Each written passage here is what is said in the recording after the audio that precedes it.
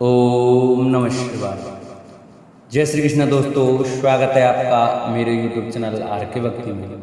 दोस्तों, मैं आज आपको हरियाली तीज की व्रत कथा सुनाऊंगा। कृपया से ध्यानपूर्वक सुने। जो भक्त हमारे चैनल पर नए आए हैं वो हमारे चैनल को सब्सक्राइब करें, वीडियो को लाइक करें और कमेंट में हर हर महादेव अवश्य लिखें। आइए तो हम अपनी कथा को प्रारंभ करते हैं। हरियाली तीज पर सुहागिन महिलाएं जरूर सुने यह व्रत कथा। सावन माह के शुक्ल पक्ष की तृतीया तिथि को हरियाली तीज मनाई जाती है। ये तिथि सुहागिन महिलाओं के लिए बेहद खास होती है।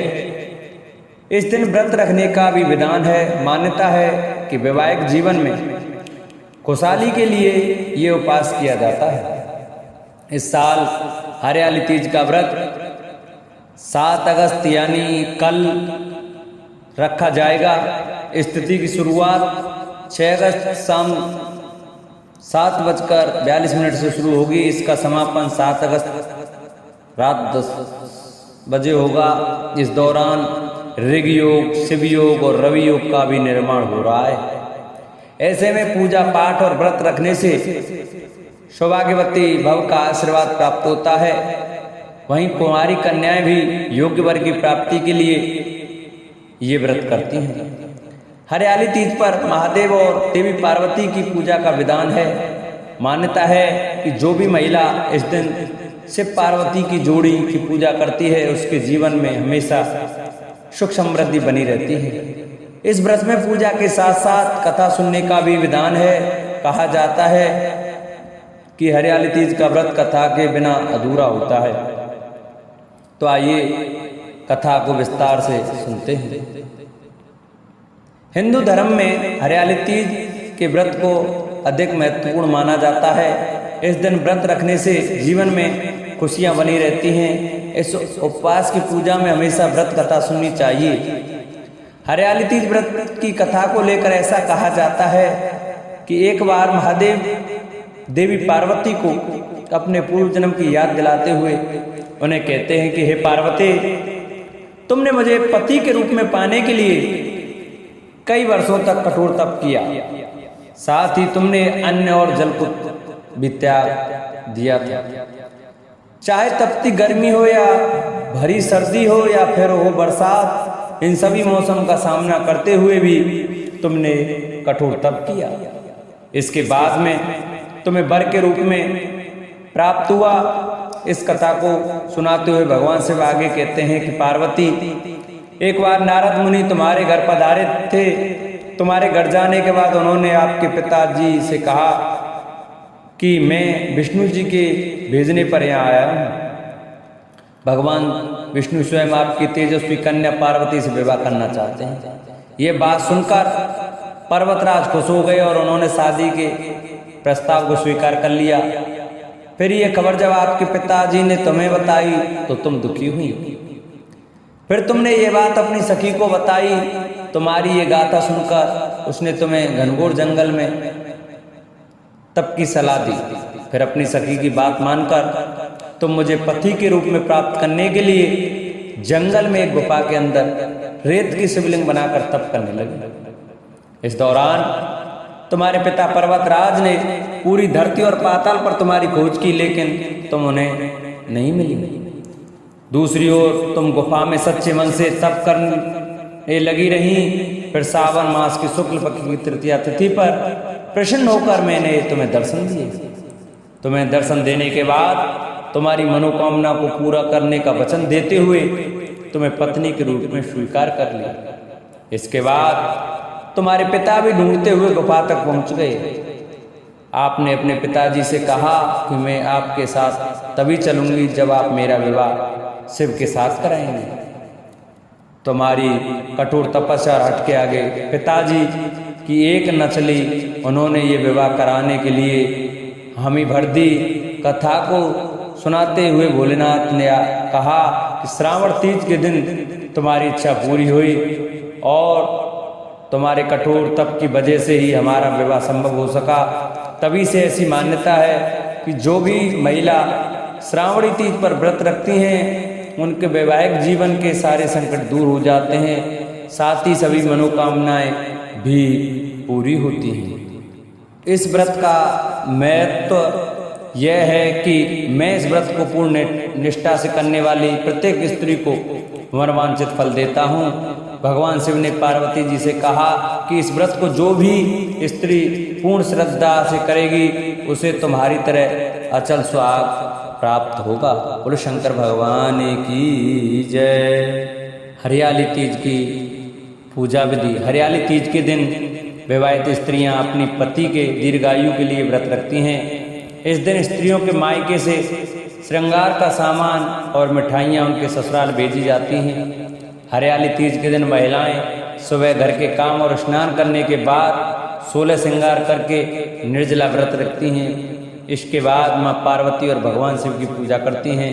पूजा के अंत में तीज की कथा सुनी जाती है। कथा के समापन पर महिलाएं माँ गौरी से पति की लंबी उम्र की कामना करती हैं। इसके बाद घर में उत्सव मनाया जाता है और भजन व लोक नृत्य किए जाते हैं। इस दिन हरे वस्त्र, हरी चुनरी, हरा लहरिया, हरा श्रृंगार, मेहंदी, झूला झूलने की रिवाज भी है।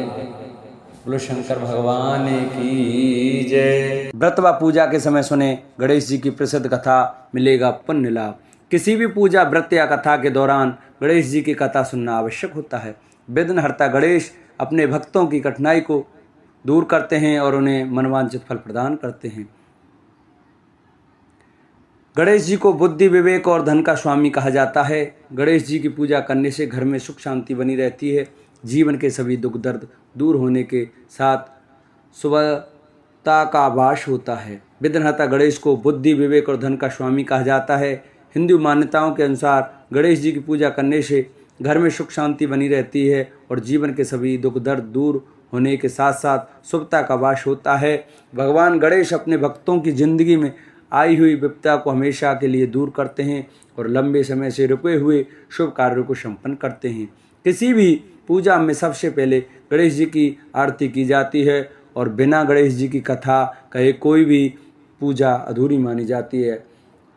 आज हम आपको गणेश जी की कथा सुनाएंगे जो हर एक पूजा में सुनी जाती है। पौराणिक कथाओं के अनुसार एक गांव में एक विधवा अपनी बहू के साथ रहती थी। उसकी बहू मंद बुद्धि थी जो अपनी भूख बर्दाश्त नहीं कर पाती थी और हमेशा खाने के लिए तारू रहती थी। वह सबसे पहले उठकर खाना खाती थी, फिर घर के बाकी काम किया करती थी। एक दिन विधवा ने अपने घर में पूजा करवाने का सोचा, लेकिन वह थोड़ी परेशान थी क्योंकि उसकी बहू अगली सुबह उठते ही खाना के लिए दौड़ेगी और पूजा के लिए बनाए गए पकवान को झूठा कर देगी। अपनी बहू को पूजा के लिए बनाए गए पकवान से दूर रखने के लिए विधवा ने एक तरीका निकाला। पूजा वाली सुबह उसने एक मटका लिया और उसके नीचे एक छेद कर दिया और अपनी बहू से बोली कि आज पूजा है, इसलिए खाना खाने से पहले पानी भर के ले आओ। बहू की भी चालाक निकली। उसने देख लिया था कि विधवा ने मटके के नीचे छेद कर दिया है, इसलिए वह अपनी साड़ी में आटा बांधकर पनघट पर चली गई। वहाँ उसने आटा निकाला और कुएं के पानी से मदद से बाटियां बनाने लगी गई। कुएं के पास ही एक शमशान घाट था जहाँ चिताई जलाई जा रही थी। बहू ने उसकी आंच में अपनी बटियां सेक लीं।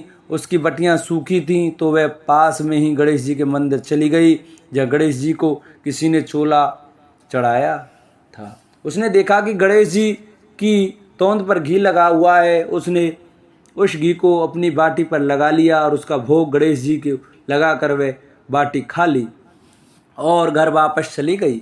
बहू की इस हरकत पर गणेश जी को बहुत गुस्सा आया और उन्होंने गुस्से में अपने नाक पर उंगली चढ़ा लिया। जब गांव वालों ने देखा कि गणेश जी ने अपने नाक के ऊपर उंगली चढ़ा लिया है तो उन्हें मनाने के लिए बहुत जद्दोजहद किया गया, लेकिन गणेश जी ने अपनी उंगली वापस नहीं उतारी। जब यह बात राजा को पता चली तो राजा ने बड़े बड़े पंडित और ज्योतिषियों को बुलवाया और हवन करवाया, लेकिन गणेश जी फिर भी नहीं माने।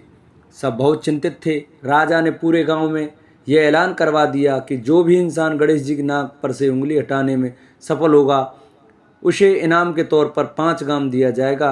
गांव के सभी लोग गणेश जी को मनाने में लग गए, लेकिन गणेश जी माने ही नहीं और अपनी उंगली चढ़ाए रखे। अंत में विधवा की बहू बोली कि अगर सब उसे आज्ञा दें तो वह गणेश जी की उंगली हटा सकती है।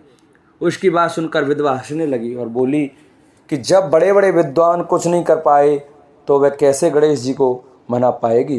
किसी ने बोला कि जब सब लोगों को मौका मिला तो उसे भी एक मौका मिलना चाहिए।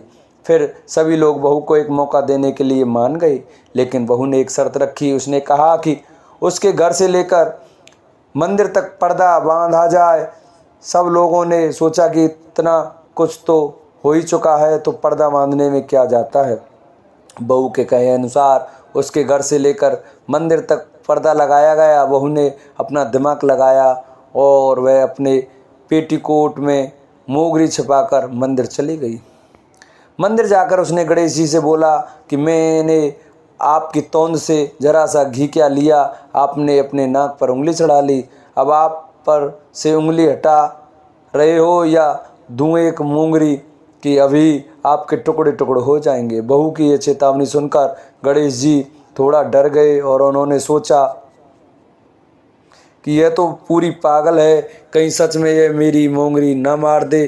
गणेश जी ने बिना सोचे समझे अपनी नाक पर से उंगली हटा ली, जिसे देखकर गांव वासी खुश हो गए और बहू का जयकारा करने लगे। राजा के ऐलान के मुताबिक बहू को 5 गांव इनाम में दिए गए। यह कथा सुनकर लोग गणेश भगवान से यह मांगते हैं कि वह भी उस बहू की तरह सबकी बात मान जाएं और उनकी मनोकामना पूरी कर दें। बोलो गणेश भगवान की जय। जिन भक्तों को हमारी वीडियो अच्छी लगी हो वो हमारी वीडियो को ज़्यादा से ज़्यादा शेयर करें, चैनल को सब्सक्राइब करें, वीडियो को लाइक करें और कमेंट में श्री गणेशाय नमः लिखना न भूलें। बोलो गणेश भगवान की जय। बोलो गणपति महाराज की जय।